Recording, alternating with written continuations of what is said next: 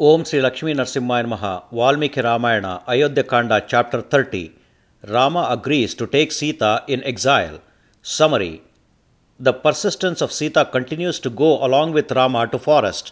But Rama tried to pacify her, telling that rendering services to elders staying back at home is advisable for ladies like Sita, but in vain. Finally, Rama had to yield to her prevail and accepts her to come along and ask her to give away her personal belongings to Brahmins in charity before they proceed. Chapter 30 in detail. Sita, daughter of Janaka, being pacified by Rama in the matter of living in the forest, spoke the following words to her husband. Distressed and highly agitated, the said Sita reproached Rama, having a broad chest, from affection and pride in the following words. What my father, the king of Mithila, belonging to the country of Videha, think of himself having got as son-in-law you, a woman having the form of a man. It is a pity if these people of Ayodhya, through ignorance, tell the falsehood that excellent valor is lacking in Rama as in blazing sun. For what reason are you cast down, or whence fear in you, for which you are willing to desert me, for whom there is no other recourse? O brave man, know me to be as dependent on your will as Savitri, who was devoted to Satyavan, the son of Dhumantasena. Rama, the faultless man, I will not see, even in thought, anyone except you as any other woman bringing disrepute to her family would. I shall accompany you to the forest. O Rama, I am a young girl, lived for a long time with you, a pious woman, and your wife. How would you like an actor intent to deliver me to others by your own will? O Rama, the sinless one, be you always dutiful and obedient to him, whom you speak of welfare, for whose sake I am being kept back, but it is improper to ask me to stay obedient to him. It is not proper for you as such to set out to the forest without taking me any term of austerities or forest or even heaven.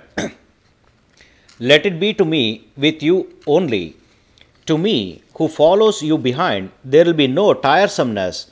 I shall remain in the path without any fatigue, as remaining in a place of recreation, or as in sleep.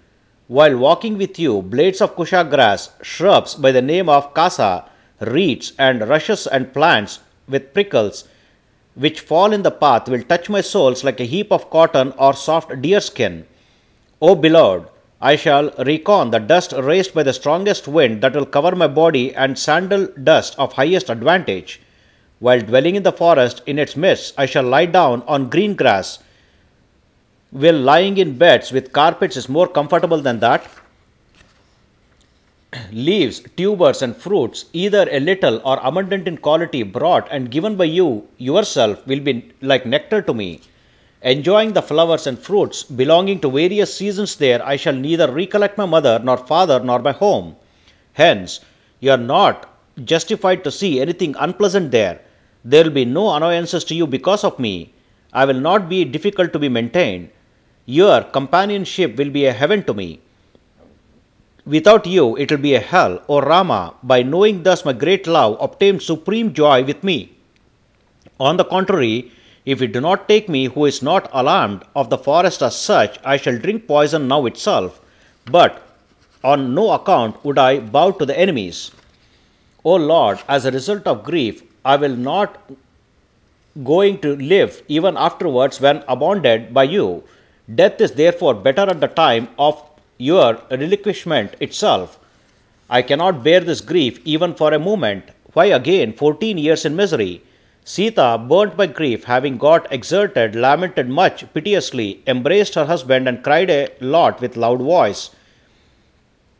Persecuted with many homilies, like a female elephant pierced with poisoned arrows, she shed tears that had long been held back, even as a piece of wood would emit fire through attrition with another. Crystal-like tears oozed from her eyes because of grief, like water drops from two lotus flowers. Hence her face, with shining brilliance of the moon and having longish eyes, withered with tears as a lotus flower pulled out from water. Then Rama embraced her with arms, who was depressed and had fainted as it were, spoke the following words, fully reassuring her: O queen, I do not relish even heaven while you are in grief. There is indeed no fear whatsoever to me like the God Brahma. O Sita, with the auspicious face, even though I am able to protect you without knowing your entire opinion, I do not like to take you to the forest. O Sita, it appears that you are created indeed for dwelling in the forest with me. Hence, you cannot be left behind by me like the honor by a man of self-regard.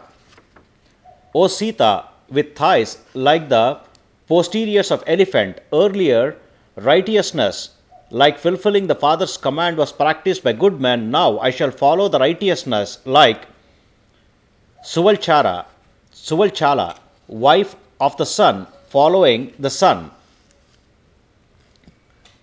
O Sita, I cannot desist from not going to forest. That word of my father, made strong by his truthfulness, is taking me to the forest. O comely lady, being obedient to father and mother is one's sacred duty.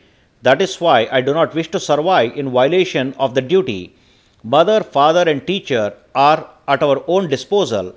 By neglecting them as such, how can we worship God, who is not at our disposal by various modes? O lady, with enchanting glances, the triads of mother, father, and teacher is the world's triad. There is none other in the world equal to it. Hence, this triad is worthy of worship. O Sita, in which manner service to father is regarded as strengthening, in the same manner truth or sacrificial rites, where presents are received by the officiating priest, are not strengthening. By compliance with the wishes of one's elders, heavenly bliss or richness, food grains or leaving, sons or amenities of life, nothing whatsoever is hard to obtain. High-souled men, wholly devoted to their parents, obtain the regions of gods and the Gandharvas. The seventh heaven presided by Brahma, the creator, and Goloka, the highest heaven, abiding in cows, and presided over by Sri Radha and Sri Krishna, the first couple. I desire to obey in the same manner as to how my father, abiding in truthfulness and virtue, commands me. That itself is indeed the law of morality, which is eternal. O Sita, my mind was depressed to take you to the forest of Dandaka, but you are saying that you will reside in the forest, duly determined to follow me. O mistress with fascinating eyes and flawless limbs, since you were allowed to come to forest, O Sita, the timid lady, follow me and become my helpmate. O Sita the beautiful, you adopted your very auspicious resolve, suitable in all ways to me and to your race. O lady with charming hips and loins, now itself begin with duties appropriate for living in exile. O Sita, even heaven is not a liking to me without your presence. Give valuable gifts to Brahmanas and food to mendicants.